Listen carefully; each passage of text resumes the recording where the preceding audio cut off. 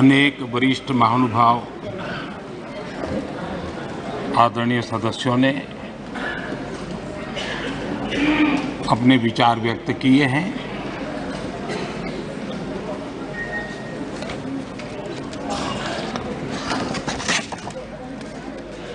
करीब सभी के विचार मुझ तक विस्तार से पहुंचे भी हैं। मैंने स्वयं भी कुछ भाषण सुने भी हैं। आदरणीय अध्यक्ष जी, देश की जनता ने हमारी सरकार के प्रति बार बार जो विश्वास जताया है, मैं आज देश के कोटि कोटि नागरिकों का आभार व्यक्त करने के लिए उपस्थित हुआ हूं।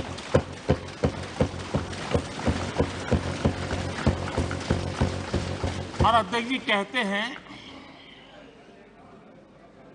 भगवान बहुत दयालु है और भगवान की मर्जी होती है कि वो किसी न किसी के माध्यम से अपनी इच्छा की पूर्ति करता है, किसी न किसी को माध्यम बनाता है। मैं इसे भगवान का आशीर्वाद मानता हूं कि ईश्वर ने विपक्ष को सुझाया और वो प्रस्ताव लेकर आए।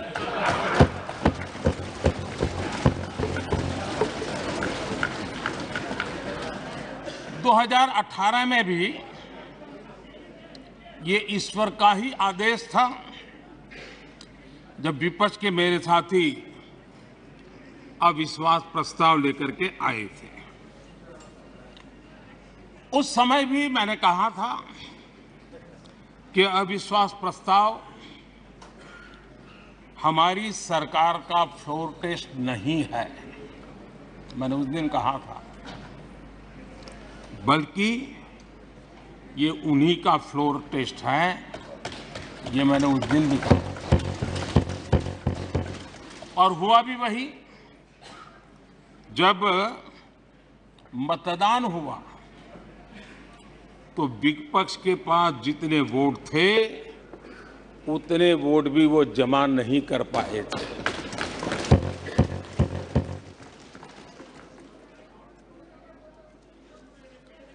और इतना ही नहीं, जब हम सब जनता के पास गए तो जनता ने भी पूरी ताकत के साथ इनके लिए नो कॉन्फिडेंस घोषित कर दिया। और चुनाव में एनडीए को भी ज्यादा सीटें मिली और भाजपा को भी ज्यादा सीटें मिली। यानी एक तरह से विपक्ष का अविश्वास प्रस्ताव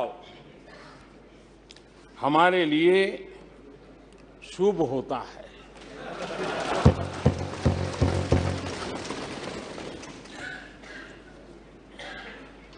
और मैं आज देख रहा हूं कि आपने तय कर लिया है कि एनडीए और बीजेपी 2024 के चुनाव में पुराने सारे रिकॉर्ड तोड़ करके भव्य विजय के साथ जनता के आशीर्वाद से वापस आएंगे। आदरणीय अध्यक्ष जी, विपक्ष के प्रस्ताव पर यहां 3 दिनों से अलग अलग विषयों पर काफी चर्चा हुई है। अच्छा होता कि सत्र की शुरुआत के बाद से ही विपक्ष ने गंभीरता के साथ सदन की कार्यवाही में हिस्सा लिया होता। बीते दिनों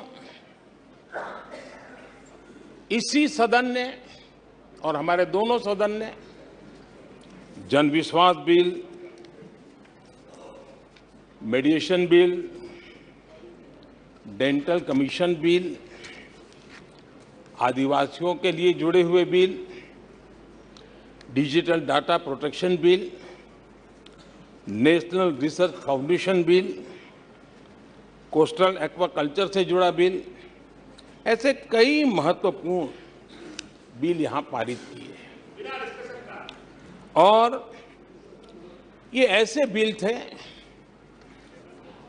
जो हमारे फिशरमैन के हक के लिए थे,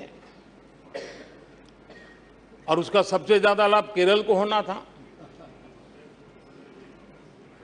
और केरल के सांसदों से ज्यादा अपेक्षा थी कि ऐसे बिल पर तो अच्छे ढंग से हिस्सा लेते, लेकिन राजनीति उन पर ऐसी हावी हो चुकी है कि उनको फिशरमैन की चिंता नहीं है। यहां नेशनल रिसर्च फाउंडेशन का बिल था, देश की युवा शक्ति के आशा आकांक्षाओं के लिए एक नई दिशा देने वाला बिल था। हिंदुस्तान को एक साइंस पावर के रूप में भारत कैसे उभरे, वैश्विक दीर्घदृष्टि के साथ सोचा गया था। उससे भी आपका इतराज। डिजिटल डाटा प्रोटेक्शन बिल, ये बिल अपने आप में देश के युवाओं के जज्बे में जिस बात आज प्रमुखता से है, उससे जुड़ा हुआ था। आने वाला समय टेक्नोलॉजी ड्रिवन है। आज डाटा को एक प्रकार से सेकंड ऑयल के रूप में, सेकंड गोल्ड के रूप में माना जाता है। उस पर कितनी गंभीर चर्चा की जरूरत थी, लेकिन राजनीति आपके लिए प्राथमिकता थी। कई ऐसे बिल थे जो गांव के लिए, गरीब के लिए, दलित के लिए, पिछड़ों के लिए, आदिवासी के लिए, उनके कल्याण की चर्चा करने के लिए थे, उनके भविष्य के साथ जुड़े हुए थे।